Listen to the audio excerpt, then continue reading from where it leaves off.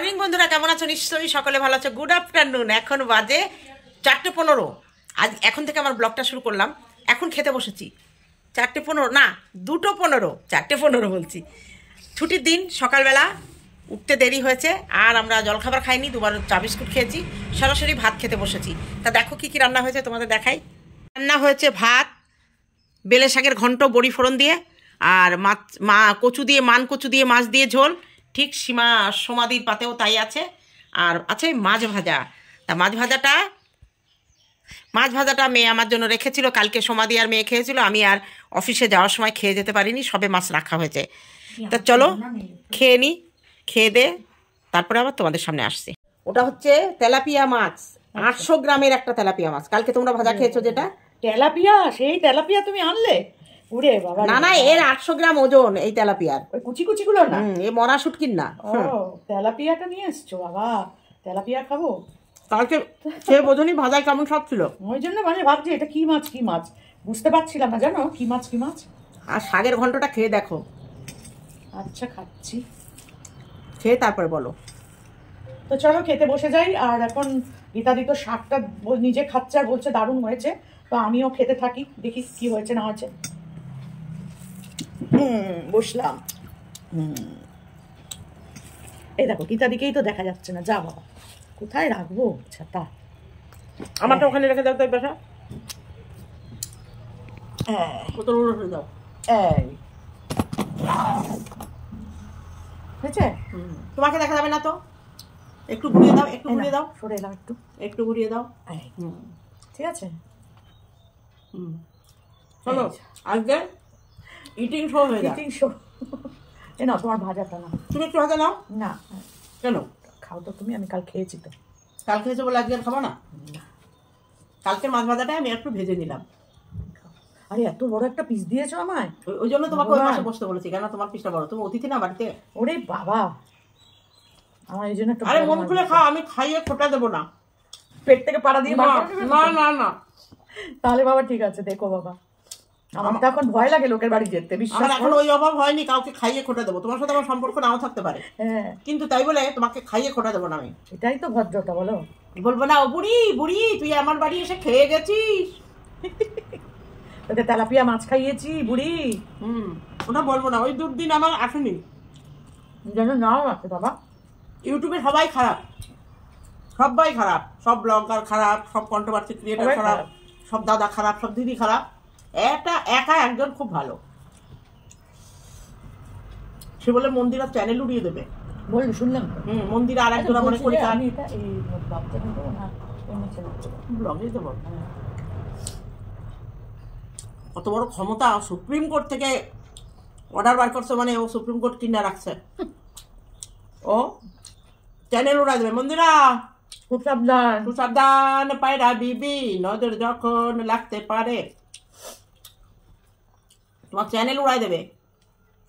নিজে করছে অনৈতিক কাজ আর লোককে ধমকি চমকি দিচ্ছে, কি অবস্থা বাবা। অনেক শুনেছি যে সন্দীপ যদি সীমার সঙ্গে সম্পর্ক না রাখে তাহলে সীমা সন্দীপের ভান্ডা ফুটে দেবে। কিন্তু ভান্ডা ফুটে কে? প্রথম দিন থেকে বলেছিলাম মন্দিরাকে শোনেনি তখন। হ্যাঁ আমিও একদম প্রথম দিন থেকে বলেছিলাম যে কার কাঁধে মাথা রাখলে তুমি আর কাঁধ পেলে না, বাবা রে বাবা, তোমার কাঁধ একেবারে বাঁশ ঢুকিয়ে ছেড়ে দেবে। তাই হয়েছে, কেউ মরলেও ওর কাঁধে চাপবে না, চাপতে ভয় পাবে। স্বর্গ থেকে নরক থেকে যেখানেই থাকুক হিরির করে টেনে নিয়ে এসে। তুমি ভাবো কণিকা শ্বশুরমশাইয়ের সাথে তো ফোনে কথাই বলতো, স্বর্গের কথা বলতো সরাসরি। বাবা পাগল গো, এক ধরনের মানসিক রোগী। ও ডাক্তার দরকার। হ্যাঁ বিভাস বলছো তো, কমেন্ট করেছো দেখলাম। কেমন হয়েছে বলো? দারুণ হয়েছে, দারুণ হেভি হয়েছে। কালকে মেথি শাক হেভি হয়েছে। আজকে তোমার বড়িটা দেওয়া গেল না ওয়েদারের জন্য। বড়ি তো আজকে দিতাম না, ভাই ভিজিয়েছিলি। না যাই রেখে দেবো, কালকে করবে তাহলে। কালকেও করবো না, যদি রোদ তাহলে পরশু দিন করবো।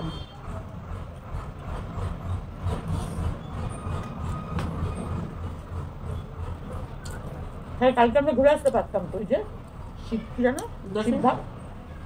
দেখি তোমার ছুটি? কালকে যদি রোদ, সোমবার অব্দি ছুটি, কালকে যদি রোদ ওঠে তাহলে ভাঙাবো, আর না হলেও ভাঙিয়ে ফ্রিজে রাখবো, আর কালকে রোদ উঠলে কালকে দিয়ে দেবো। ওই জন্য কুমড়োটা কুড়াবো না তো। ও না, কুমড়োটা করালে আবার একটু অন্যরকম থাকে না। দেখো শাক দিয়ে কিন্তু আমি খেয়ে নিয়েছি 90% ভাত, হেভি হয়েছে।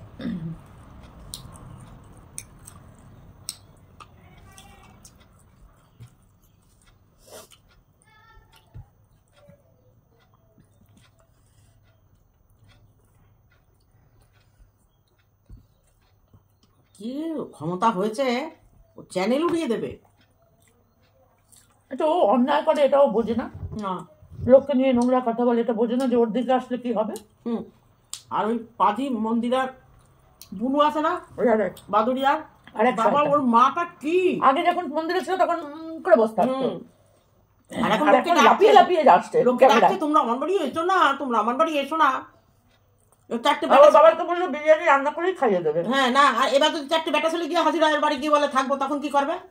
তাই তো।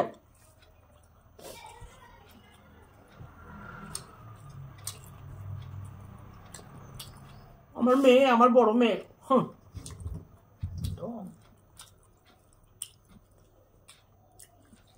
স্বার্থ যেখানেই থাকবে সেখানেই শেষ।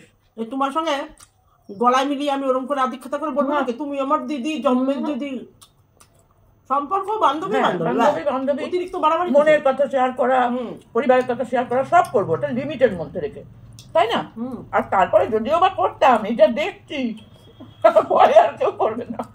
বাবা গো, ওর নাকি সম্পর্ক আছে, সেই সম্পর্কটাকে বিছানা অব্দি যায়নি। কে দেখেছে? বিছানায় গেছে না, হাটে গেছে না, চেয়ারে গেছে। আর তুই করতিস বলেই তো লোককে এত খারাপ কথা বলতে পারিস বাবা।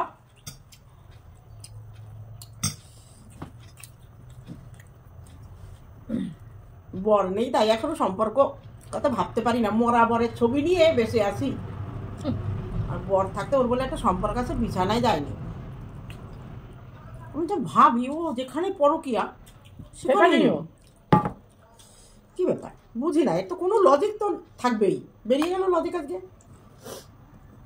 তাও তো মন্দিরা সবকিছু বললো না, আরো কিছু আছে তার মধ্যে। শোনো, মন্দিরা একটা জায়গায় ফেসে গেছে, তা না হলে মন্দিরা ব্লগে কোনো কন্ট্রোভার্সি কোনো কিছু ছিল আগে? আমরা যখন ওর সেই ঠাকুর বারান্দায় থাকতো তাবুতলায়, কত কষ্ট করে সংসার চালিয়েছে বলো। শাড়ি চাদর লোকের কাছে বলেওছে, কিন্তু এইসব নোংরামও করেনি। কত লবণ দিলাম দেখো, তাও লবণ কম। লবণ কোথায়? ওটা রান্নাঘরে গো, নিয়ে আসো। নিয়ে আসো একটু। প্রচুর লবণ ছাড়া ভালো লাগে। লবণ খেয়েও দেখলাম যে লবণ ঠিক আছে, কচুতে ঝাল লবণ না হলে।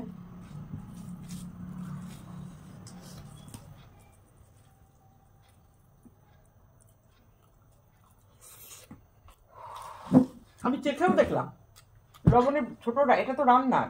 এটাই তো পেলাম সামনে, আর একটা আছে, একটা আমি খুঁজিনি বাবা, একটা সামনে পেয়েছি, নিয়ে চলে এসেছি। এটা আমি আনি না খাবারের জায়গায়। তাহলে দাও, এইদিকে রেখে দিই। এটার মধ্যে নেবো না, এইদিকে রেখে দিলাম। টেবিলেরটা ওই ঘরে কে নিয়ে গেছে।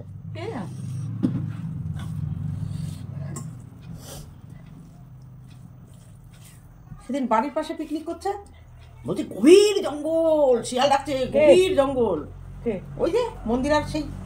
ও আচ্ছা, বনু। বনু আর দিদিও পাঠিয়েছিল, বাপরে কোথা থেকে খুঁজে খুঁজে নিয়ে এসেছিল কে জানে। বনুর মা তো এখন বাবা উঠছে, লাফাচ্ছে, আমার মেয়ের যোগ্যতা নেই, আমার মেয়ের যোগ্যতা নেই। তা যোগ্যতা দিয়েই তো মন্দিরা বলে দিয়েছে, আমি যে কথাটা বলেছি যোগ্যতা দিয়ে এবার কর, 1 লাখের চ্যানেল কর, দেখি কেমন যোগ্যতা, কেমন তোদের কাজকর্ম দেখে লোকে ভালোবাসে। বলছে আমাদের চেয়ে ভালো না বসলে, এত ভালো ভালো কমেন্ট করে, তোমার একটা দাম দিতে পারো আমার অনেকটা। খাও না, ঝোল ঝোল খাও, তরকারি খাও না কেন তুমি? কচু গোটা খাও, লিভার ভালো থাকে কচু। খাই তো, খাচ্ছি তো, কিন্তু ঝোল আছে অনেকটা, তাই বলছি। অত শুকনো খাবা না, ঝোল ঝোল করে ভাত খাও। ভাত নিবা না?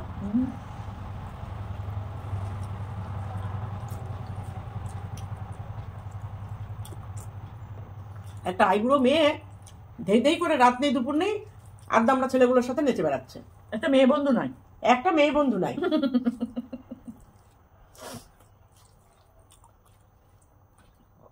মন্দিরার বাড়ি এসেছিল ওই পমপমকে নিয়ে, জানো? হ্যাঁ। ওর ডানা দেখে ফেলেছিলাম না আমরা ভিডিও। আচ্ছা, আমাদের চোখ এড়ানো। মানে এই যে লাস্ট বার যে এলো? না না, সেই জন্মদিনে, জন্মদিনের আগে পরে আগে ওই যে একা একা এলো না, বললাম আমি একা একা এসছি, ও একা আসেনি।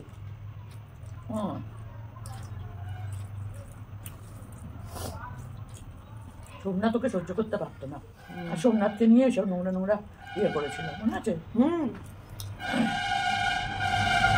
ওর ব্লাউজের হুক নাকি সোমনাথ ঠিক করে দিয়েছে, মানে সেই জায়গাটাকে সোমনাথ এডিট করে দিয়েছে, অথচ সোমনাথ জানেই না। কম হারামি মেয়ে ছিল। তারপরে ওকে থাকতে দিয়েছিল কেন? তারপরে ও দিতে চাইতো না, ও রাগ হতো। ওই যে মন্দিরা তখন বুনু বুনু বুনু,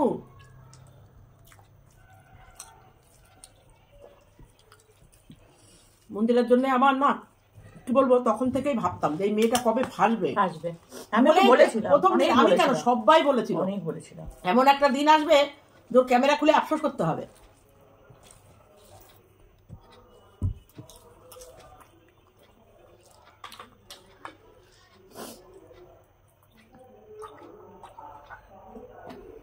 মন্দিরের দৌলতে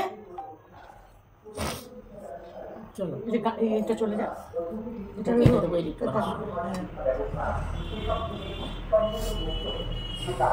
আমার রাস্তার পাশে বাড়ি, মাইক যাবেই।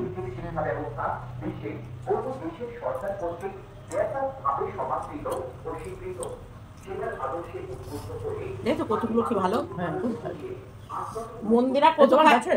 হ্যাঁ, আমার বাড়ি মন্দিরা কচু খাইছে, আর আমরা মানে মন্দিরানের লোকে কচু দিছে, আর আমরা আমাদের বাড়ির কচু তুলে রান্না করে খাচ্ছি। সব রেডি নিয়ে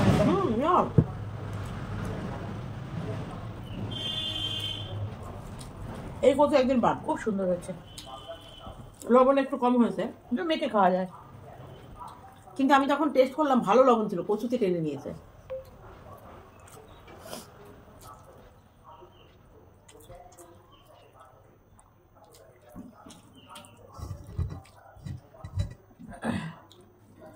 আগে মন্দিরের মিট আপ দেখি, মারিয়া বলেছে মিট আপ, আমাকে মেসেজ করেছে যে মিট আপের পরে সব জানতে পারবে। দেখি কি জানায়।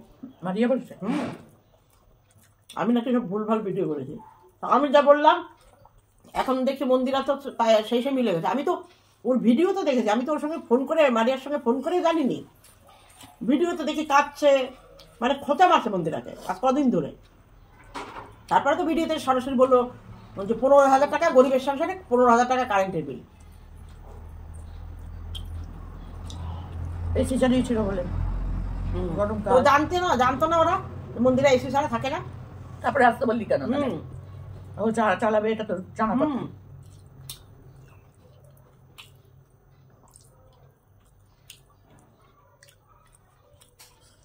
কি আশ্চর্য মানুষ।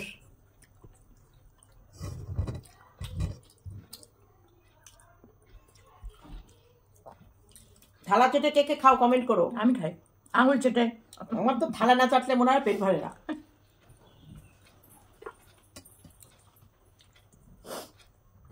আমার সব খাওয়ার ভিডিওতে আছে আঙুল চাটছি আমি লাস্টে।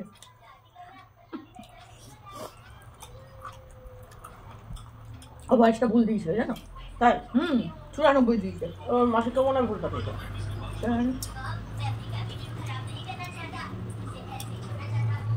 ঠিক করে দিলাম। বিকেলে সঙ্গেবেলা ফোন করলাম।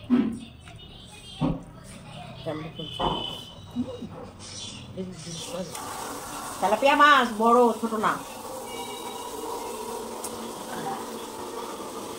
কাটতে পারে। ওর কথাগুলো ওর জায়গাটা বুঝে যাবো তাহলে। পুরো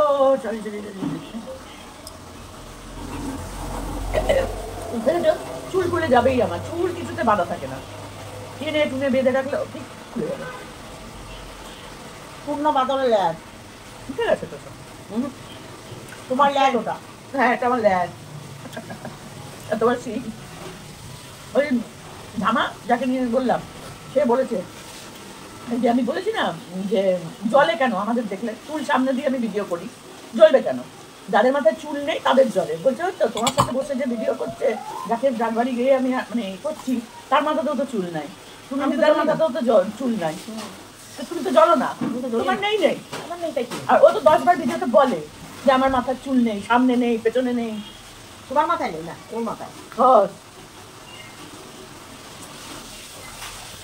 একজন কমেন্ট করেছে তুমি দিদা মাথায় আলকাতরা দেয়, তোদের মালকিনও তো দেয়। যেদিন মাথা ফেটেছে সেদিন তো নিজেই বলেছে মাথায় কালার করা।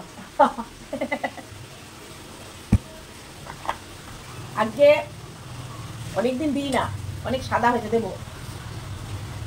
তাও না তুলনামূলক বয়স অনুপাতে কম সাদা হয়েছে না, এইটুকুই, এর বেশি নেই। হ্যাঁ প্রচন্ড, আমার মামার বাড়ির দিকে সবার খুব ছোট থেকে সবার। আরে আমার চুল পাকা। শ্বশুর বাড়ির লোকেদের, আমার বড় মেয়ের মাথার মাঝে পাকা চুল। আমার দিদির মেয়ে গো 8 বছর বয়স থেকে চুল পাকা, এখনো পাকা। আমার যখন বিয়ে হয়েছে আমার বর তখন কালার তখন দেখতাম এখানে পাকা, এখানে পাকা, এখানে পাকা।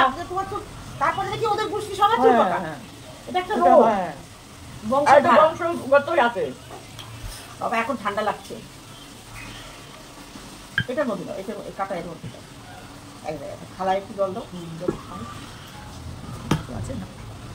ও মা গো, গলা চুলকাল। কে কে কচু খাবা আসো, আমি আমার বাড়ির কচু দেবো, একটু গলা চুলকাবে না। একটু জল দেখো। দেখলে কথা বলতে বলতে ভুলে গেলাম। হেভি খেলাম, দারুণ হলো খাওয়াটা। এই রে, বন্ধ করো, একটু বন্ধ করো। আমারটা বন্ধ।